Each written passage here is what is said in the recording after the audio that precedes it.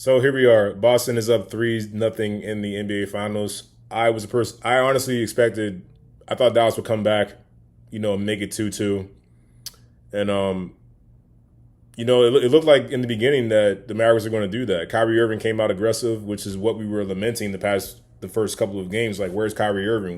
He hasn't had a very good NBA Finals so far. Luka Doncic looks like he's out there by himself. Well, last night Kyrie Irving showed up. He did what he needed to do, and honestly, Luka Doncic failed Kyrie this time. I think the script was really flipped on last night because this Luka Doncic is going to get a lot of blame right now for that loss because it's just because of how they lost it. Boston. Credit to Boston. They've been an amazing team all season long. They've been the best team in the NBA. Just no one's really been able to really stop them, and it just shows like how many ways they can beat you. In game one, it was Kristaps Porzingis. In game two, it was Drew Holiday. Game three, you started seeing Jaylen Brown and Jason Tatum really come on and take over. But my focus really was Luka Doncic because he fouled out of this game. But when you watch the entire game, you just look at it and it's like, look, he had really bad fouls. Like, he's never been known as a good defender since he entered the league. We all knew that. But the fouls that he was racking up throughout the course of the game were just like, at times, just not the most intelligent fouls. Yeah, I can remember him reaching on Peyton Pritchard, picking up his fourth foul. I think he got two fouls in a matter of 20 seconds. So I understand frustration kicks in. I play basketball, guys. I've had moments where I've been frustrated and I've made dumb plays to compound a missed layup or a blown assignment on defense. But you're Luka Doncic. You're in the NBA Finals. You're Dallas's best player. You have to be out there. You can't make those mistakes. You cannot have those mental lapses where you're letting frustration come in and then you commit stupid fouls. Because now you're in a position where it's like, okay, now you already got four fouls going into the fourth quarter. You're limited on defense even more so than usual. The fifth foul was a very bangish play when Jaylen Brown kind of drove past him and Luka's arm got caught in there. Okay, maybe that's one you challenge and then maybe you can get that back. But the foul where it ended up disqualifying him was clearly a blocking foul. There was no point in even challenging that because it was clear as day that Luka was not in front of Jaylen Brown. He hasn't gotten in front of anybody on defense. So why all of a sudden would you bail him out when he's clearly nowhere near in front of Jaylen Brown? That was clearly a blocking foul. He should have fouled out. It was the correct call. But that is compounding from the frustration fouls that you did earlier. You're not thinking. You're not being intelligent right now on defense. Look, offensively, there's not many in the world, if any at all, that can stop Luka Doncic from scoring. His thing is defense.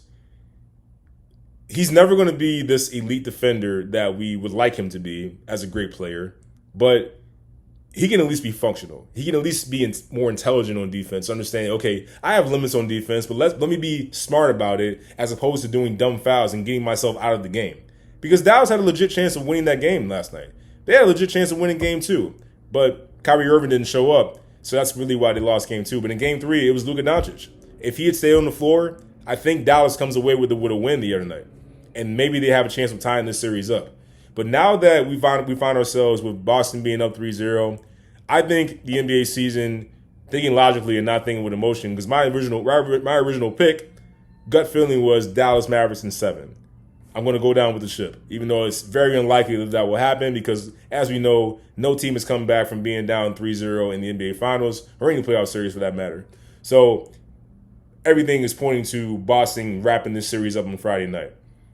I'm gonna stay with my pick and say, hey, maybe Dallas will pull out one more win, and then they'll go down in Boston in a gentleman's sweep. But I gotta look at Luka. This is a pivotal point in his career where you have to learn. Look, do you want to get back here in the NBA Finals? There's things you have to work on. He's got to drop some weight. He has to get in better shape, and he has to be a better defender, at least to be functional out there, because he gets blown by more than anybody in the league. There's actually a stat that shows up that he gets blown by basically any and everybody at a very high rate.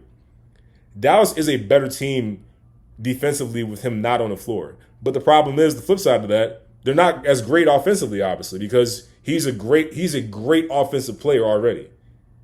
But the difference between being just a great offensive player and a great player overall, you got to play both ends of the floor. You have to not have stupid fouls. You have to be out there for your team to give yourself a chance to win. Luka did not do that the other night. So I'm looking at this series, looking back. I think Luka Doncic will grow from this. I think he will get the message, because once you get a taste of the NBA Finals, it's irresistible, and you want to do everything you can to get back. It's not guaranteed that you'll get back no matter how good your team is. And Dallas has had an amazing year. They've that trade in the midseason ended up being just all the difference. I think they can really build off of that, but it's got to start with their star player getting in better shape, being more committed to his conditioning, and have a better impact on defense than he has this season. Now, you sit back and wonder, like, okay, what more could they have done? The X factors that I talked about in the beginning for this series, Derrick Jones, P.J. Washington, Derek Lively, Daniel Gafford, those guys have not shown up. Lively and Gafford had a little bit better of a game the other night. P.J. Washington finally had a sighting, but it just really wasn't much of an impact to think, okay, these X factors are really going to put their imprint on the game at home. The old saying goes that your stars have to show up on the road, and at home for playoff games is when the role players show up. But the role players haven't shown up really all this series. You're all of a sudden not seeing Derrick Jones hitting those corner threes like we saw in the series against Minnesota. Same thing with P.J. Washington. And in the first two games, it was the Luka Doncic show. There was no Kyrie Irving to be seen. He was very pedestrian for his standards. Well, game 3 he showed up, and Luka did not show up for him. So there's just little things here and there that are just in between Dallas being down 0-3 and them really being up, possibly having a chance to go up 3-2 in this series when you look at it. But it starts with your star player, it starts with your coach, and you got to have your X factor show up, bottom line. But all that being said, logic tells me that the NBA season will conclude on Friday night, and the Boston Celtics, to my dismay as a Lakers fan, will raise their 18th banner.